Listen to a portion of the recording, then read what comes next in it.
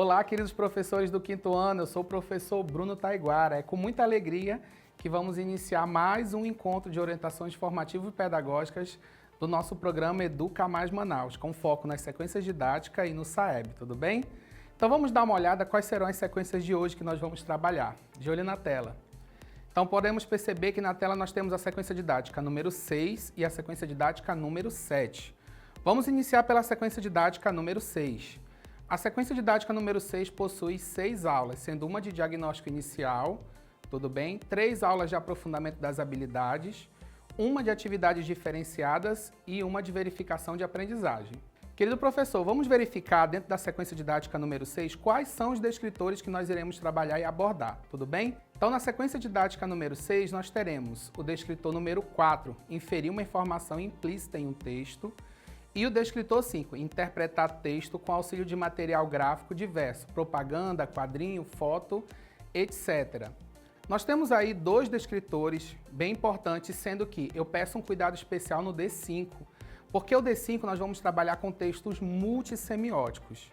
Hoje nós vamos fazer uma análise profunda sobre os textos multissemióticos utilizando um item da AD, tudo bem? Primeiramente, o D5, o que é? Interpretar texto com auxílio de material gráfico diverso. E aí desse material o que é? Propaganda, quadrinho, foto. E o que são esses textos? Esses textos são aqueles que utilizam diferentes tipos de linguagem. A maioria que circulam socialmente são os textos multissemióticos. E aí eu peço uma atenção especial aos multissemióticos, tudo bem? Pois envolvem linguagem verbal e não verbal, foto, ilustrações e cores.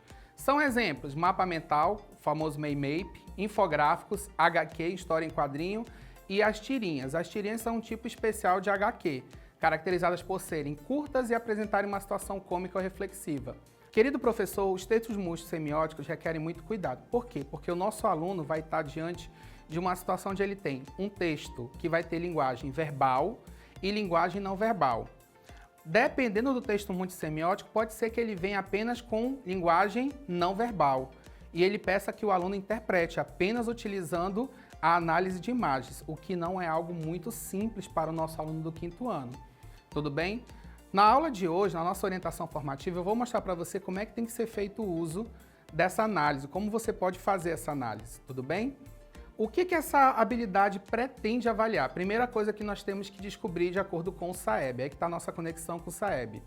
Veja, ela pretende avaliar a habilidade do aluno reconhecer elementos gráficos não verbais, com apoio na construção de sentido, interpretar textos que utilizam linguagem verbal e não verbal. Aqui eu peço cuidado, porque é aí onde nós temos os textos multissemióticos. E essa habilidade pode ser avaliada por meio de gráficos, desenhos, fotos, tirinhas, charges. Para demonstrar essa habilidade, não basta apenas decodificar os sinais ou símbolos, mas ter a capacidade de perceber a interação entre imagem e o texto escrito, a integração de imagens ou palavras que contribuem para a formação de novos sentidos do texto. Tem que tomar muito cuidado, principalmente com questões de internet. Eu já vi questões de internet que dizem que trabalham com texto multissemiótico e quando você vai olhar o comando da questão, ela apenas está pedindo uma informação explícita daquela campanha publicitária. Quando se fala do D5, não é esse o objetivo, professor. O objetivo do D5 é trabalhar a conexão entre linguagem verbal e linguagem não verbal. E o aluno vai ter que fazer uma análise desses 2 conceitos para poder conseguir chegar à análise final do que o comando precisa. Então, muito cuidado. Eu vou mostrar hoje um exemplo de item multissemiótico e como você tem que fazer a análise, tudo bem? Veja o item. No cartaz, vamos primeiro ler o cartaz. Você está no meio desse ambiente e não no fim. Aí nós temos uma imagem, campanha do meio ambiente. No cartaz, o sentido de conexão do homem com o meio ambiente se faz a partir, letra A, do apelo formado com as palavras que destacam o tema principal, do jogo de cores usado no centro para evidenciar o aumento da poluição, da junção entre o formato das palavras e da imagem que expressa respeito, da quantidade de folhas presentes no galho indicando a derrubada de árvores. Indicação simples, um reconhecimento qualquer. Vamos ler de novo o comando, volta lá comigo. No cartaz, o sentido de conexão do homem com o meio ambiente se faz a partir. Esse tipo de item é um item de ordem inversa. O que quer dizer isso? Ele já trouxe o gabarito para o comando. Veja, o gabarito é o sentido de conexão do homem com o meio ambiente. Ele trouxe o gabarito para o comando e ele quer saber, a partir do gabarito, como se chegou ao gabarito. É um tipo de item invertido, é um item muito difícil de ser analisado. Então, nós vamos trabalhar esse item hoje, tudo bem? Continuando. Avançando, o que nós vamos ter? Veja, primeiro vamos identificar o gênero textual da imagem. É um cartaz publicitário, é um cartaz de campanha. Qual é o foco dele? O foco de cunho geral, se fosse o tema geral dele, o tema central, seria conscientização ambiental. Só que nós não estamos pedindo o tema geral dele, nós temos que fazer uma análise maior. Esse tipo de texto tem como objetivo principal informar, sensibilizar, persuadir o leitor sobre a importância da preservação do meio ambiente. Com relação a cores, a predominância de tons de verde remete diretamente à natureza e à sustentabilidade. Você percebeu que esse item é um item um pouco difícil? Ele requer muita análise semiótica, nós temos muitos elementos. Nós temos aí elementos verbais, nós temos uma frase a ser analisada com cuidado, e nós temos o elemento não verbal, que é o quê? A imagem da mão com galho. Então nós temos esses dois elementos que precisam ser analisados com muito cuidado, tudo bem?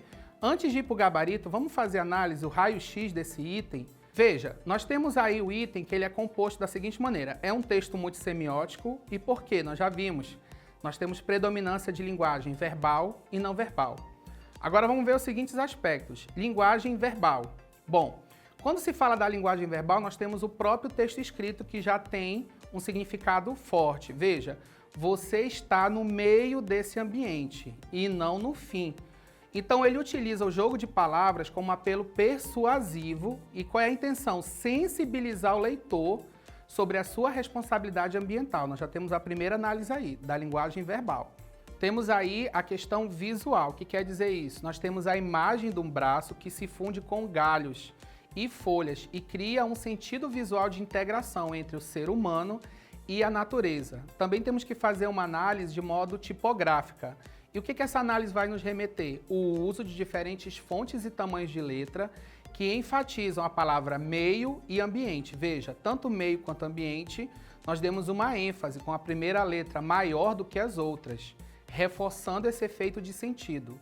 E as cores? Perceba que as cores, o cartaz ele é predominantemente verde, o que remete diretamente à questão da natureza e da sustentabilidade. Veja que aí no cartaz nós tivemos que fazer uma análise de cada sentido.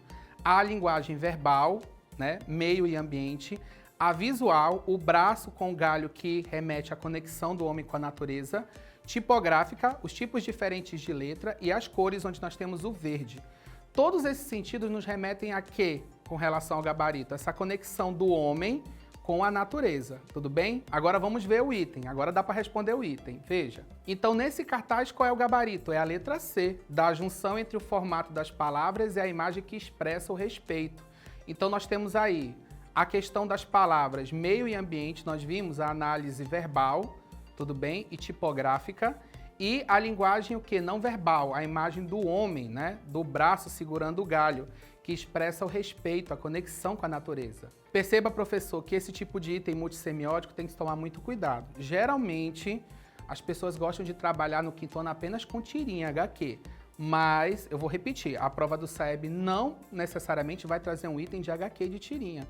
Ela pode trazer uma propaganda para que o aluno do quinto ano faça análise. Então é importante que você comece a introduzir esse tipo de gênero com os nossos estudantes, tudo bem? E nosso D4, o que é o D4? Inferir uma informação implícita em um texto. O que esse escritor quer? E aí eu trouxe para vocês alguns elementos que vão lhe ajudar em sala. O aluno vai ter que fazer o quê? Deduzir por meio de relações as ideias do texto uma informação que está implícita. Inferir uma informação cognitiva complexa que envolve leitura, associação de ideias e deduções lógicas.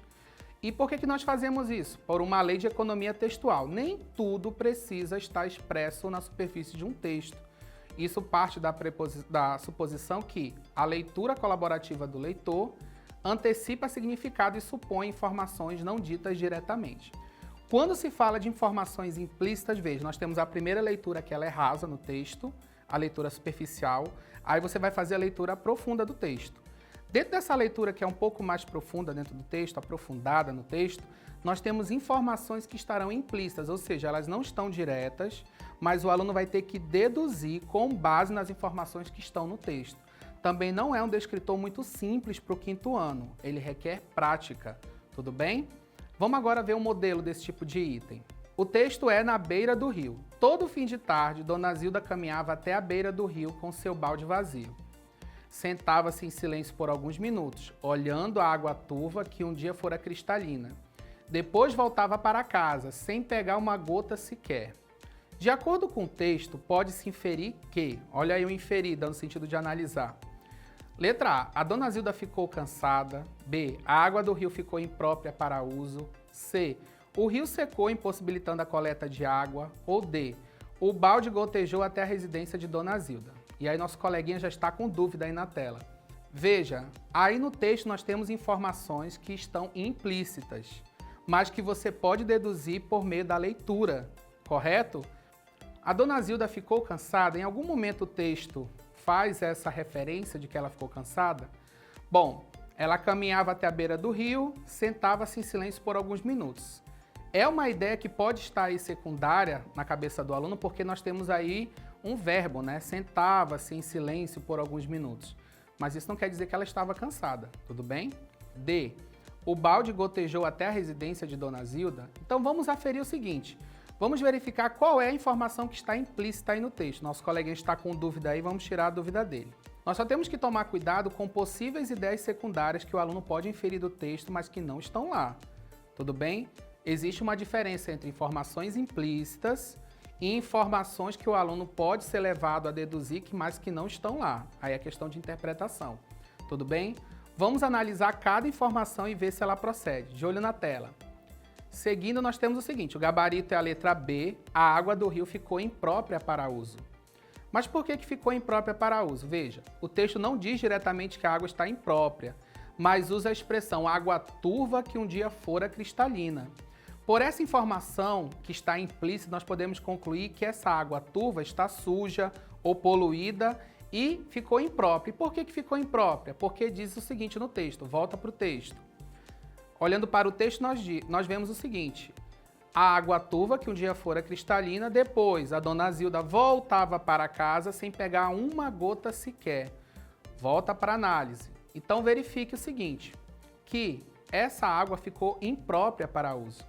Vamos analisar da seguinte maneira, o fato de Dona Zilda ir até o rio com balde e voltar sem pegar água, reforça a inferência de que ela optou por não utilizar esta água que pode estar contaminada, inadequada, suja. Esse raciocínio corresponde ao que a habilidade avalia, a capacidade de inferir informações implícitas por meio de pistas textuais. Aqui comigo, nós vimos agora a dedução do gabarito, mas o que eu falei na formação para vocês? Que não basta apenas olhar o gabarito, é importante analisar os erros, os distratores. E nós vamos ver por que cada distrator aí não corresponde ao gabarito. De olho na tela. A análise dos distratores. A Dona Zilda ficou cansada. Bom, o texto não sugere em nenhum momento exaustão física. Ela fica em silêncio, mas o texto não faz essa inferência. Mas a palavra silêncio e sentada pode remeter ao aluno que ela está cansada. Tome cuidado. Essa ideia não está presente no texto. A repetição do ato de caminhar até o rio indica persistência e não cansaço. Letra C. O rio secou, impossibilitando a coleta de água. Também não confere. O texto descreve a água como turva, mas existente. Não há qualquer indício de que o rio secou. E a letra D. O balde gotejou até a residência de Dona Zilda. Não há referência do estado do balde ou do ato de gotejar. A água nem sequer é coletada, portanto, não poderia gotejar. Então, o aluno que marcar a letra D, ele fez uma inferência muito distante do gabarito. Requer um pouco mais de cuidado. Aqui comigo.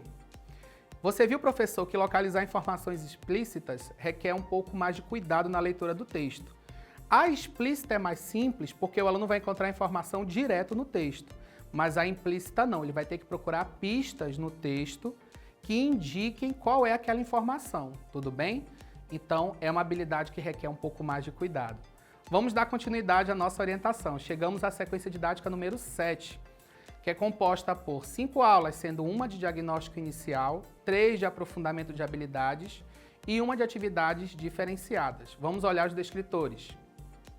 Os descritores são D9, identificar a finalidade de textos de diferentes gêneros, identificar o tema de um texto e identificar o efeito de sentido decorrente do uso da pontuação e de outras notações. Aqui comigo.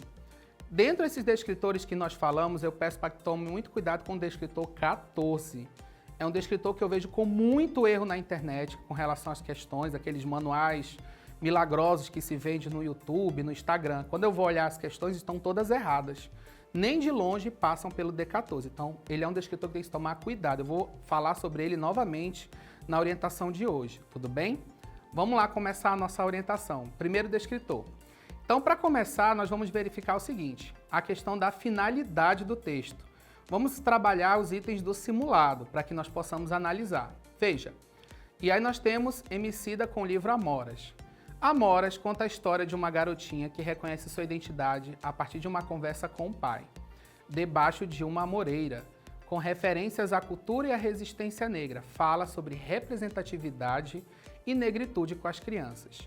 O objetivo desse texto, quando eu falo objetivo, a finalidade desse texto é, letra A, estimular a colheita de frutas, apresentar uma obra ao público, incentivar o respeito pelas pessoas ou aconselhar o diálogo entre os familiares.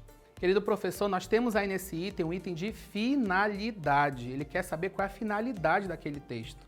Ele não quer uma informação que está implícita ou explícita. Ele quer que o aluno leia o texto e diga para que aquele texto serve, para que ele foi criado, qual é o objetivo daquele texto. Isso é a finalidade, tudo bem? Vamos olhar agora o item mais uma vez. Letra A, estimular a colheita de frutas, apresentar uma obra ao público, incentivar o respeito pelas pessoas ou aconselhar o diálogo entre os familiares. Vamos à análise do item. Qual é o gabarito aí? A habilidade é o D9, o estudante vai ter que compreender a intenção comunicativa principal do texto, ou seja, por que ele foi escrito, o que ele pretende provocar no leitor.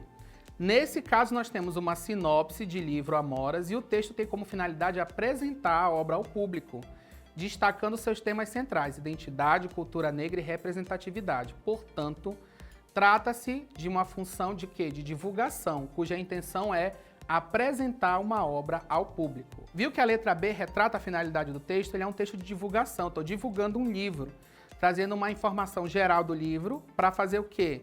Tentar chamar o leitor para a compra daquele livro. Então, ele é um texto de divulgação, chamar o público para a leitura do livro. Mas vamos olhar os distratores, isso é importante também, de olho na tela. Por que não é a letra A? Estimular a colheita de frutas. Análise. O texto menciona a amoreira apenas como cenário simbólico da conversa entre o pai e a filha. A fruta não é o foco nem o objetivo do texto. A letra C. Incentivar o respeito pelas pessoas. Cuidado, toda alternativa emotiva pode levar o aluno a marcar. E você, na hora do SAEB, não pode se emocionar, tudo bem? Nem você, nem seu aluno, tá certo? É muito bonito incentivar o respeito pelas pessoas, mas não é o tema da finalidade desse texto.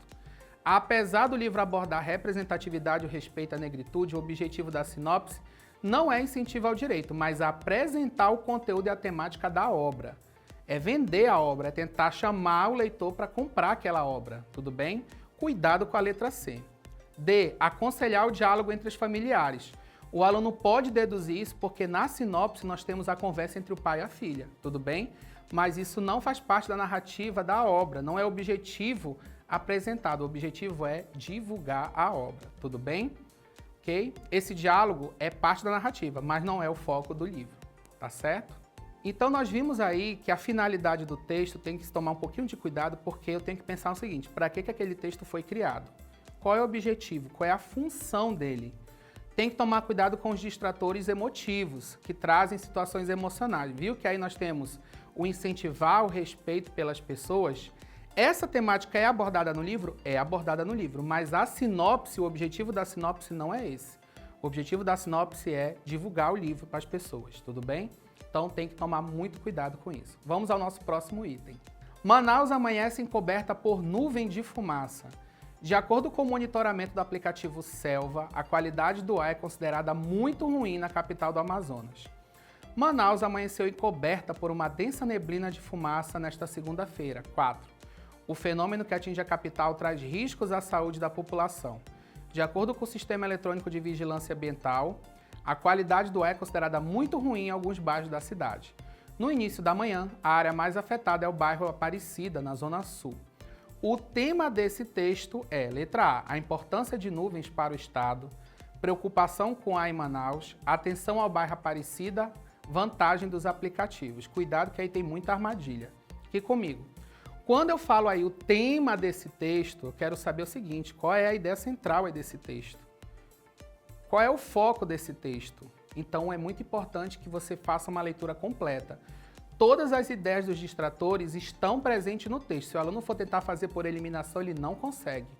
Volta para o item. Veja, a importância das nuvens está no texto, a preocupação com A está no texto, o bairro da Aparecida está no texto e os aplicativos também estão no texto. Não é isso que o item quer. O item quer qual é o tema desse texto, tudo bem? Vamos à análise.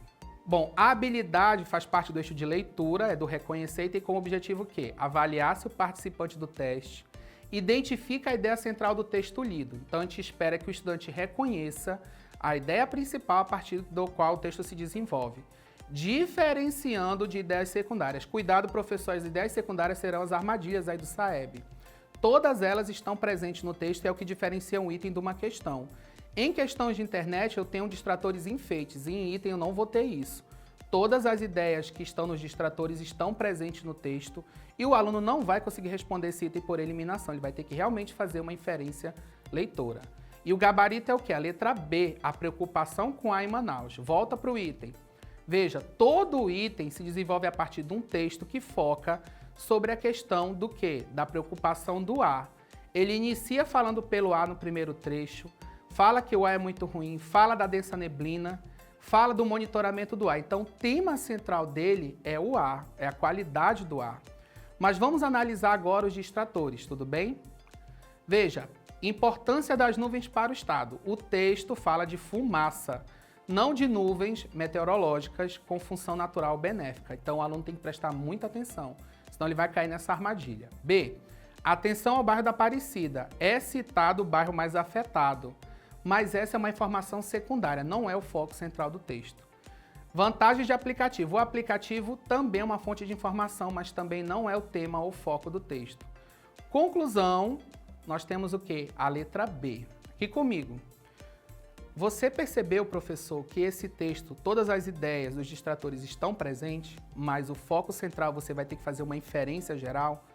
O aluno nem sempre vai conseguir, ele vai precisar da sua ajuda. Então, não foque apenas no gabarito, faça análise do texto inteiro e mostre para ele que, apesar de presente, essas ideias não representam o gabarito, tudo bem?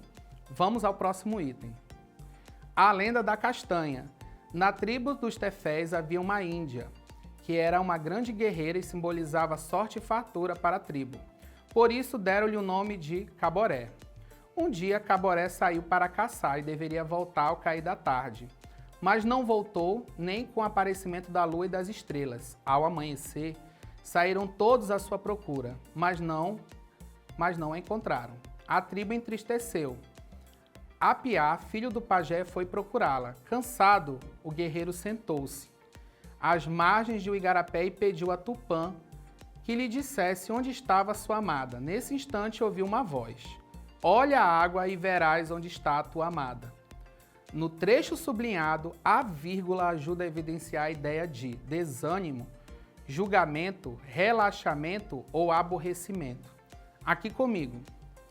Queridos professores, esse é um item que representa bem a armadilha que eu falei do SAEB, o D14. Quando se fala o efeito de sentido de um sinal de pontuação para o SAEB, não é dizer se um sinal indica espanto, medo ou só dúvida. Porque geralmente as questões da internet ficam só nisso e dizem que isso é o efeito de sentido. É um efeito de sentido muito raso. Para o quinto ano, o efeito de sentido é o que aquele sinal está produzindo dentro do texto. Veja que eu estou trabalhando com uma vírgula. Se eu pedir para o aluno dê o sentido da vírgula, ele vai dizer o quê? Separar termos. Ele não vai conseguir enxergar essa inferência dentro do texto. Mas aí nós temos. Volta para o texto. Cansado, vírgula, o guerreiro sentou-se. Então, quando eu falo cansado, vírgula, o que essa vírgula está evidenciando nesse texto? Letra A, B, C ou D? Veja, vamos à análise. Vamos para a análise linguística e multissemiótica. A vírgula desse trecho isola um termo anteposto que expressa o estado físico. Não vamos entrar nessa seara, mas quando eu falo cansado, vírgula, nós temos aí um adjunto adverbial, mas nós não vamos trabalhar isso ainda no quinto ano. expressa um estado físico e emocional do personagem, ou seja, sua condição de cansaço. Volta ao texto. Veja, cansado, vírgula. O guerreiro sentou-se. Eu estou tendo o quê? Uma vírgula está indicando o quê? O desânimo desse personagem. Volta para a análise. Então, nesse caso, o que eu tenho? Ele evidencia a carga emocional, o esgotamento físico e simbólico após uma luta pela sua amada. Então, essa pausa antecipa um desfecho emocional que culmina no momento de reflexão, ou seja, o apelo espiritual a Tupã. Ou seja, a vírgula não é apenas sintática, ela contribui para enfatizar o estado de alma do personagem. Então, o que nós temos aí? A conclusão é o quê? A letra A, desânimo. Por quê? Essa vírgula isolada dá ênfase ao quê? A uma condição emocional física de cansaço e tristeza. Veja, aquela vírgula, todinha, aquela vírgula indica tudo isso. Condição emocional e física de cansaço e tristeza. E isso é o D14. Ele exige do estudante mais do que o reconhecimento da pontuação, mas a interpretação do efeito de sentido que ela produz dentro de um texto narrativo. Professores, muito cuidado com o D14. O D14 não é simplesmente uma análise rasa, tá certo? Do uso do sinal da pontuação. Ele requer uma análise linguística e semiótica da pontuação. Então, muito cuidado com esse descritor. Esse item ressalta bem o que eu estou falando. Veja, aquela única vírgula indica condição emocional de física de cansaço e tristeza dentro de um texto. A pergunta é, nós já estamos trabalhando com esse tipo de texto e com essa análise? Se não, a gente tem que começar, tá certo? Volta à análise. Vamos lá verificar a letra B. Por que não é julgamento? Vamos analisar as outras alternativas. Letra B. Não há qualquer juízo de valor nesse trecho. A oração expressa um estado físico e não uma opinião ou avaliação. Letra C. Relaxamento. O ato de sentar-se não é por descanso voluntário, mas motivado pela exaustão emocional e o cansaço físico, não sendo sinônimo de relaxamento. Aborrecimento. A palavra cansado e o contexto do texto não apontam para irritação ou tédio, mas sim para a tristeza do personagem, do esgotamento após a luta infrutífera. Querido professor, nós vimos aí que o D14 é um descritor que requer um cuidado especial. Ele possui a questão da análise linguística e semiótica, que o aluno vai ter que ter dentro de um texto. Vai além daqueles sinais rasos da pontuação, aqueles sentidos rasos, como exclamação indica o quê? Um susto, a interrogação indica o quê? Uma dúvida. Então tem que sair um pouco dessa estrutura desse tipo de item. Quando se fala do D14 é o que o sinal está provocando no texto, além daquela inferência rasa, tudo bem? Bom, vamos seguir firmes e fortes no nosso bloco. No nosso próximo bloco nós teremos a matemática.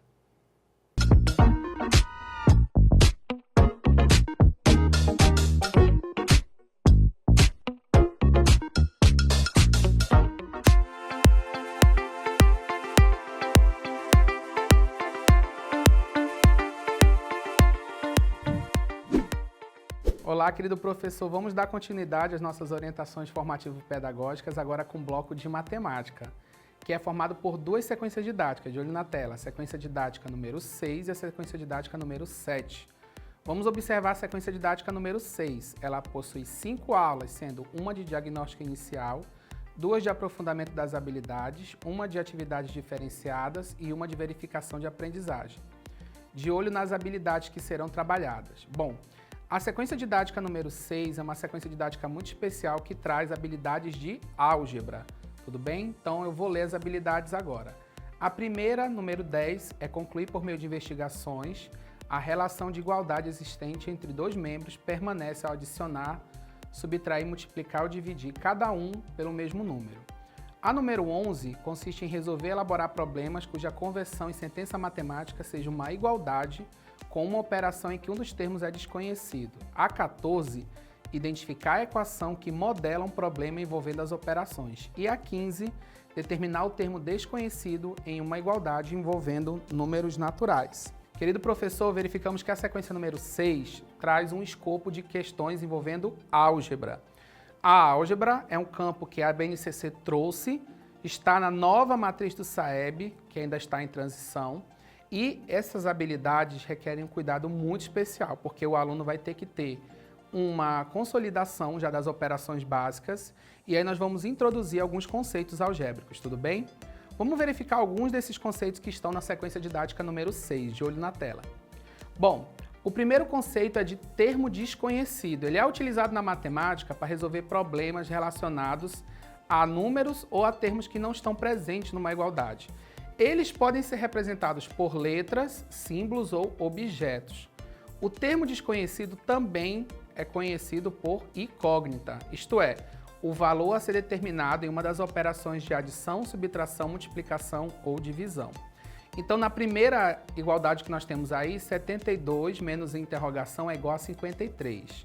Na 2, nós temos 16 mais a maçã é igual a 30.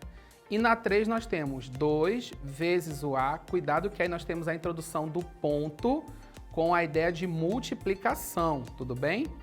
Igual a 6. Continuando.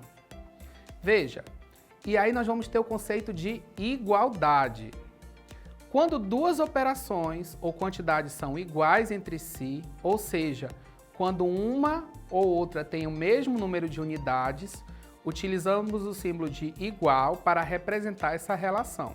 Então nós temos aí o exemplo, na primeira igualdade, bombom mais o brigadeiro é igual a brigadeiro mais o bombom. Na igualdade número 2, nós temos que 9 menos 6 é igual a 1 mais 2, tudo bem? 9 menos 6 é 3 e 1 mais 2 também é 3. Querido professor, nós vimos aí dois conceitos de álgebra. Termo desconhecido, vimos aí a questão da incógnita e nós vimos também a questão da igualdade. Quando se fala igualdade, cuidado. Não quer dizer que os dois membros vão aparecer com os mesmos números. Volta para a tela. Veja que aí na 2 nós temos 9 e 6 no primeiro membro e 1 e 2 no segundo membro. Ah, professor, não é uma igualdade. É uma igualdade, porque veja, 9 menos 6 é 3 e 1 mais 2 é 3. 3 é igual a 3. Então, a 2 também representa uma igualdade. Quando se fala igualdade, você tem que prestar atenção ao resultado final da igualdade, tudo bem? Continuando nossos termos, vamos verificar agora o que é uma igualdade. É quando duas operações ou quantidades são iguais entre si. Cuidado! Ou seja, quando uma e outra têm o mesmo número de unidades. Utilizamos o símbolo de igual para representar essa relação de igualdade. Veja, 16 mais a maçã é igual a 30. Em uma igualdade, temos que do lado esquerdo é chamado de primeiro membro, vamos introduzir essa ideia para o nosso estudante, e após a igualdade, tudo que está após a igualdade é chamada de segundo membro da igualdade. Isso é muito importante o aluno ter essa noção, porque lá no futuro, do sexto, do sétimo ano, ele vai precisar dessas noções quando estiver resolvendo equações do primeiro grau, tudo bem? Então aqui nós vamos dar a introdução, a base para esse aluno do quinto ano. Continuando. Agora um outro conceito importante, o conceito de equivalência. Querido professor, cuidado, igualdade é uma coisa, equivalência é outra. A igualdade nós acabamos de ver, nós temos aí primeiro membro igual segundo membro. Nós temos aí uma igualdade, uma sentença antes no primeiro membro e uma sentença no segundo membro, tudo bem? Agora, o que é equivalência? Nós vamos ter que tomar muito cuidado com isso, de olho na tela. É quando a relação de igualdade entre dois membros permanece constante, independentemente das operações que realizamos sobre esses membros. Ou seja, uma igualdade entre duas ou mais operações são equivalentes quando os resultados possuem o mesmo valor. Veja, a igualdade 1 nós temos que 100 mais 50 é igual a 150. Na igualdade 2, 90 mais 60 também é 150. O que nós podemos concluir? Que a igualdade 1, 100 mais 50, é equivalente à igualdade 2, 90 mais 60. Cuidado, a equivalência vai fazer o quê? A comparação dessas igualdades, o resultado final entre elas. Continuando. Veja aí um item. Vamos ver um item envolvendo essa questão da igualdade. Aqui comigo, professor, primeiramente. Vimos aí o que é incógnita, igualdade, primeiro membro, segunda equivalência, tudo bem? Vamos agora ver como é que isso vai cair num item para o estudante, tá certo? De olho na tela. Bruno chegou atrasado na aula de matemática e encontrou uma lousa com um borrado. Veja, olha aí nosso aluno com dúvida. Temos aí 27 menos o borrado é igual a 15. Qual número estava no lugar do borrado? 11, 12, 13 ou 15? Tudo bem? Aqui comigo. Querido professor, nós temos aí nesse item uma questão envolvendo a igualdade. O borrado representa aquela incógnita. Seria o quadrado, o x, aquilo que está faltando na igualdade. Então, o estudante tem que verificar um número que quando eu pegar 27 e subtrair deste número, o resultado seja 15. Tudo bem? De volta à tela. Então, vamos fazer os testes. Vamos avançar. Veja, a letra A, será que é a resposta? Quando eu faço 27 menos 11, eu tenho 16, não 15.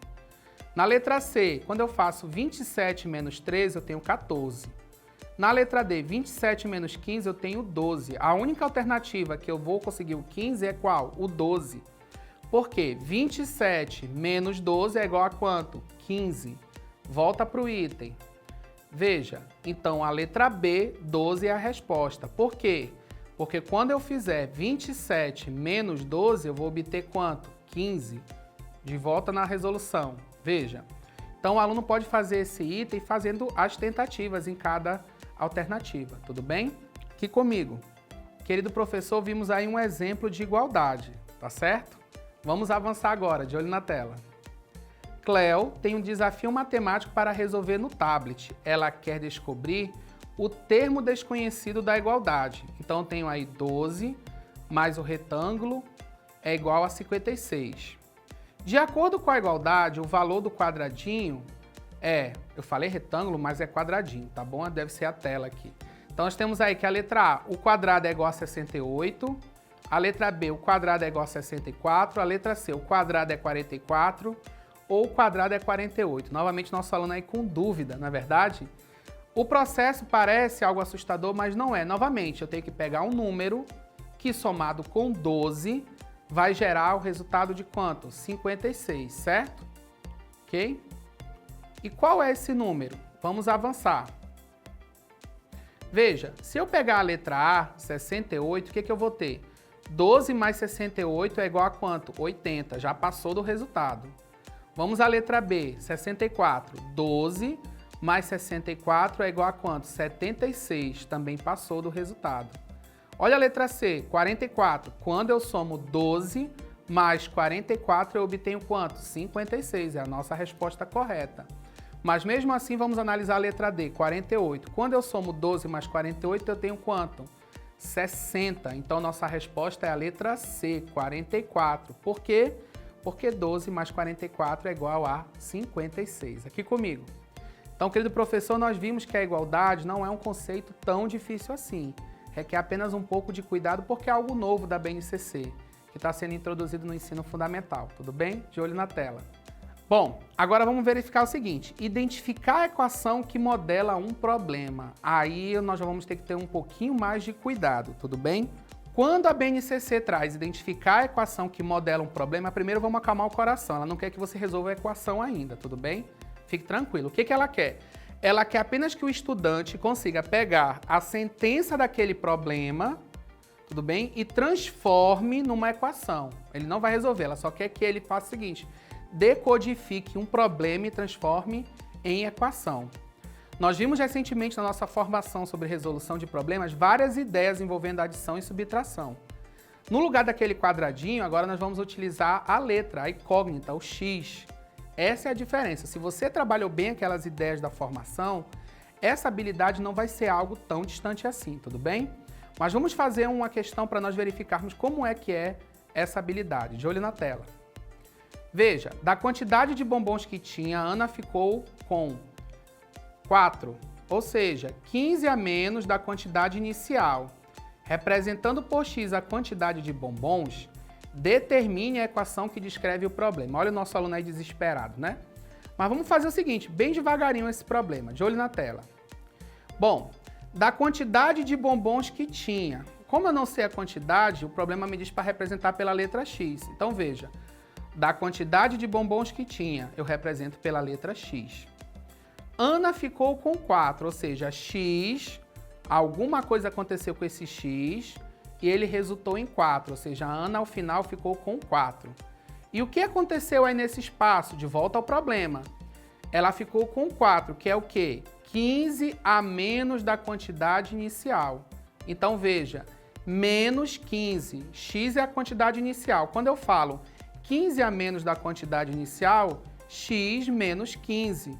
E isso é igual a quanto? 4. A equação que modela esse problema é x menos 15 igual a 4. Vamos ler essa equação de modo a conectar ela com o problema.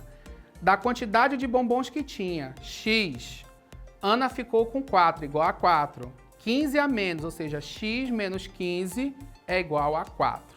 Professor, você viu que aí o que o problema quer é apenas que o aluno identifique essa equação. Ou seja, ele vai ter que fazer uma leitura que não vai ser tão rasa agora nos problemas. Aquela leitura rasa de querer pegar só os números não vai funcionar aí. Ele vai ter que fazer uma leitura profunda dos problemas, retirar os dados e montar essa equação que modela esse problema. Quando a gente fala modela esse problema, a equação que representa esse problema. Chegamos então à sequência didática número 7. Ela é composta de 6 aulas, sendo a primeira de diagnóstico inicial, 3 aulas de aprofundamento de habilidades, 5 é a atividades diferenciadas e a 6ª aula é a verificação de aprendizagem. Aqui comigo. Professor, essa sequência 7 aqui nós vamos trazer de volta aqueles descritores que ficaram críticos. Para isso, como é que vai ser nossa metodologia hoje? A mesma da língua portuguesa. Eu vou resolver itens do simulado que envolvem essas habilidades que ficaram críticas, tudo bem? Então vamos começar, de olho na tela. Veja, os descritores que ficaram críticos foi o D13, reconhecer e utilizar características do sistema de numeração decimal, como agrupamentos, troca de base e princípio do valor posicional. O 21, identificar diferentes representações de um mesmo número racional. O 22, identificar a localização de números racionais representados na forma decimal na reta numérica. E o 24, identificar a fração como representação que pode estar associada a diferentes significados. Muito cuidado que o D21 não é a mesma coisa que o D24, tudo bem? O D21, inclusive, ele propõe que você possa até trabalhar com frações equivalentes. O D24, ele trabalha com as representações dos números em forma de fração, que podem vir por meio de problema, tudo bem? São coisas diferentes, tá certo? Representando o D13, nós temos a seguinte situação problema. Mário gosta de compreender os números pela composição da quantidade de dezenas presente neles. Ele observou o seguinte número de uma placa, 405.623. Qual é a quantidade de dezenas presentes nesse número? Então temos aí letra A, B, C e D. Aí nossa aluna desesperada. Quando eu tenho um número grande que ele pede a quantidade de dezenas, de unidades, você tem que prestar atenção no seguinte. Qual é a classe que ele tá necessitando para resolver aquele problema? Qual é a classe? Qual é a ordem? Veja, nesse caso ele quer a quantidade de dezenas. Se eu quero a quantidade de dezenas, o 3, volta para a tela. O 3 que está aí no final representa o quê? Unidades, ele não me serve. Eu tenho que descartar esse 3. Vamos avançar. Veja, então o que eu acabei de falar? Eu quero a quantidade de dezenas. Logo, não faz sentido considerar o número 3.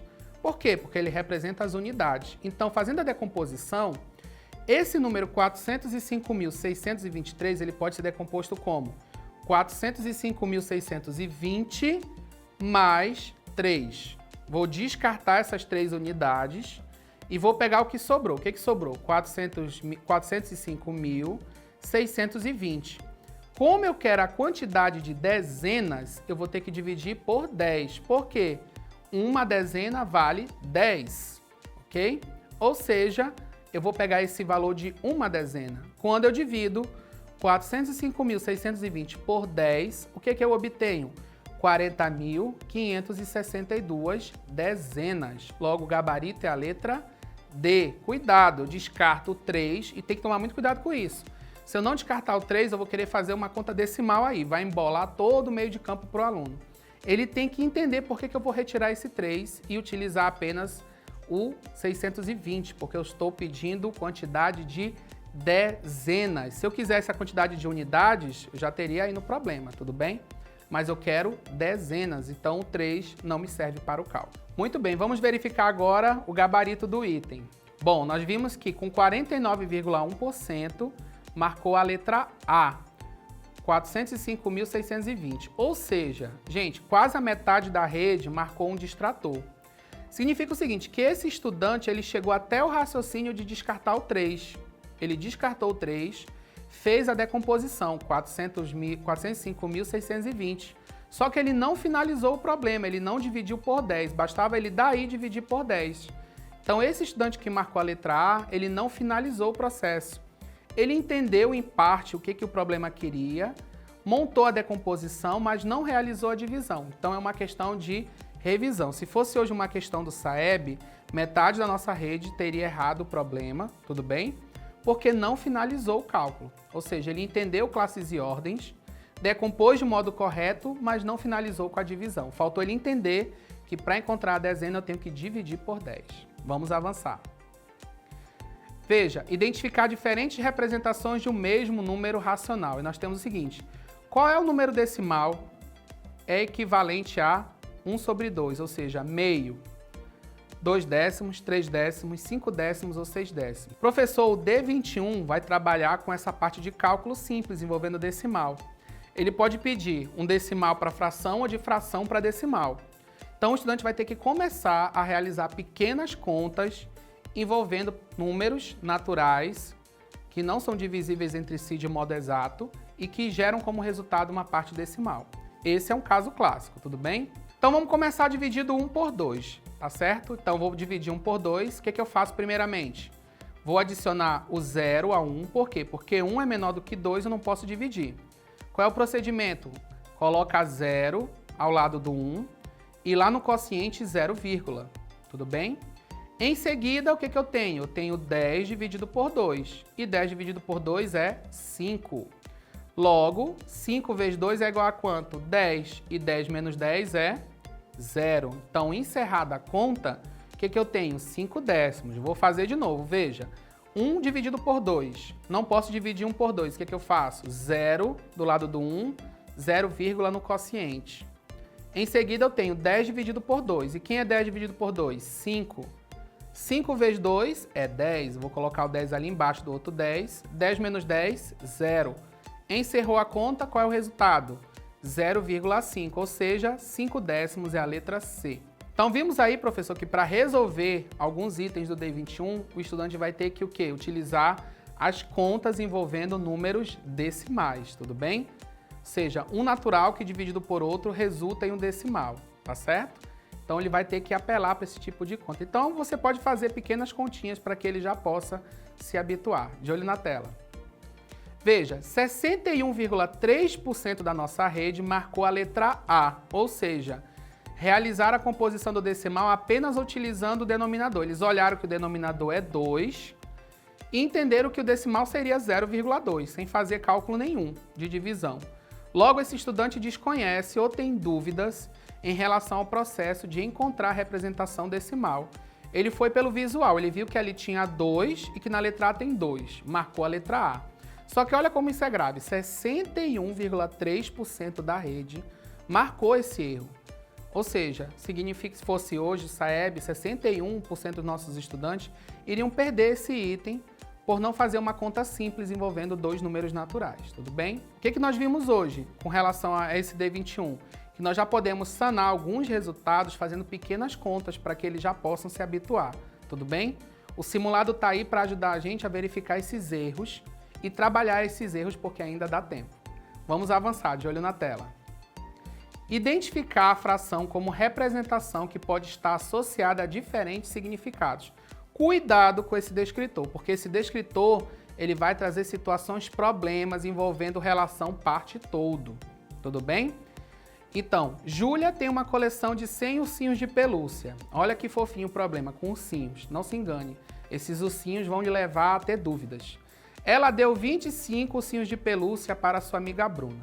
Qual é a fração que representa a parte da coleção de ursos de pelúcia recebida por Bruna? E se você olhar as alternativas, nenhuma tem 25 e nenhuma tem 100, para complicar ainda mais a vida do estudante. Perceba que aí nesse D24 nós temos uma relação parte-todo, certo? Então, para compor essa fração, eu tenho que tomar muito cuidado. E um detalhe, esse problema não trouxe a relação parte-todo direta. Se você observar, não tem 25 nem 100. Eu vou ter que fazer o quê? Uma equivalência de frações aí, tá certo? Então, vamos lá verificar o método para resolver esse problema. Veja, eu quero uma relação parte-todo, onde eu tenho 25 ursinhos dados por Bruna e 100 ursinhos representam o todo. Por isso, relação parte-todo.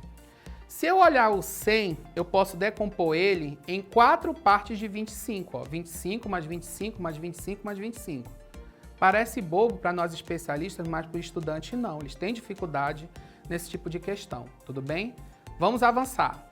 Se você pegar aí um círculo e dividir em 4 partes, o que você vai ter? Que 25 representa 1/4, tá vendo? Ó, dividir o círculo total tem 100. Como eu estou falando 25, que é a parte que a Bruna tem de ursinhos, eu posso pegar e dividir em 4 partes de 25, ou seja, cada 25 representa 1/4 do círculo, tá vendo? Logo, 25 em relação a 100 representa 1/4 do valor. Então a resposta é a letra C, 1/4. Viu, professor, que nós resolvemos o problema sem ficar utilizando simplificação de frações, divisão, nada disso. Você usou aí o conceito de parte todo, relacionou com fração e representação pictórica. Tudo bem? Então, isso é uma das possibilidades de resolução desse item. As porcentagens indicam que os estudantes, no geral, ficaram com dúvidas. Perceba que aí eu tenho algo muito interessante. Quando você olha os resultados da rede, a letra A, 22%, letra B, 22%, letra D, 23% e o gabarito, 30%, você percebe que você tem uma equidade de resultados psicométricos. E o que quer dizer isso? Que os estudantes, de modo geral, ficaram com dúvida em todas as alternativas. Eles correram para a letra A, eles correram para a letra B, eles correram para a letra C, eles correram para a letra D. Eles não sabiam muito bem o que fazer neste item, o que indica que eles não conseguiram reconhecer o processo envolvendo o D24 dentro desse problema. Então, esses resultados indicam o quê? Que eu preciso trabalhar mais o D24. Ou seja, mostrar para esse aluno essa relação parte todo envolvendo frações dentro de um contexto de um problema. Tudo bem? Então, esse trabalho tem que ser feito agora, para que ele consiga fazer esse reconhecimento. Ou seja, trazer essas frações. Você pode começar com frações diretas, para que ele relacione, e depois passar para essas frações, onde ele vai ter que fazer essa relação pictórica envolvendo a parte toda. Eu quero chamar aí a atenção para o nosso e-book. Esse e-book está relacionado ao nosso programa Educa Mais, relacionado à formação dada do SAEB, tudo bem? Relacionado ao D19 e o D20. Você pode acessar no link do grupo do 5º ano ou no QR Code que está na sua tela. Querido professor, foi muito boa a nossa orientação de hoje. Eu espero que tudo isso que nós passamos hoje tenha lhe ajudado para que você possa fazer um trabalho mais direcionado para o SAEB, tá certo? De olho na tela, vamos fazer agora essa nossa avaliação com o QR Code que está aí para você. Eu queria agradecer sua participação e nos vemos no nosso próximo encontro.